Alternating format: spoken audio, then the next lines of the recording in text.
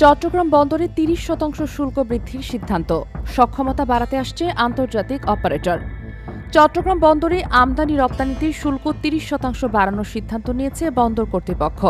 দীর্ঘ ৩৮ বছর পর এই প্রথম বাড়ানো হলো ট্যারিফ, যার মাধ্যমে রাজস্ব আয় বাড়বে, তবে বাড়বে ব্যবসায়ীদের খরচও। এমনটাই জানিয়েছেন নৌ পরিবহন উপদেষ্টা brigadier general M Shakhawat Hossain. শুক্রবার দুপুরে বন্দরে নিউ মোরিং কন্টেইনার টার্মিনালে কন্টেইনার হ্যান্ডেলিং কার্যক্রম পরিদর্শনের সময় তিনি বলেন, আন্তঃমন্ত্রণালয় বৈঠক ও স্টেক হোল্ডারদের মতামত নিয়েই এই সিদ্ধান্ত হয়েছে। পাশাপাশি বন্দরকে আন্তর্জাতিক মানে উন্নীত করতে আন্তর্জাতিক অপারেটর নিয়োগ দেওয়া হবে, যাতে অপারেশনাল দক্ষতা বাড়ে। তিনি বলেন, বিদেশি অপারেটর আসলেও বন্দরের সার্বিক নিয়ন্ত্রণ থাকবে সরকারের হাতে। এরই মধ্যে ৭ জুলাই থেকে এনসিটি পরিচালনার দায়িত্ব নিয়েছে বাংলাদেশ নৌবাহিনীর তত্ত্বাবধানে পরিচালিত চট্টগ্রাম ড্রাই ডক লিমিটেড। পর্যবেক্ষণে উঠে এসেছে, পরিচালনা হস্তান্তরের পর কন্টেইনার হ্যান্ডেলিং বেড়েছে প্রায় ১৩%। প্রতিদিন গড়ে ৩,২০০ ইউনিট কন্টেইনার হ্যান্ডেলিং হচ্ছে, যা আগের চেয়ে উল্লেখযোগ্য অগ্রগতি।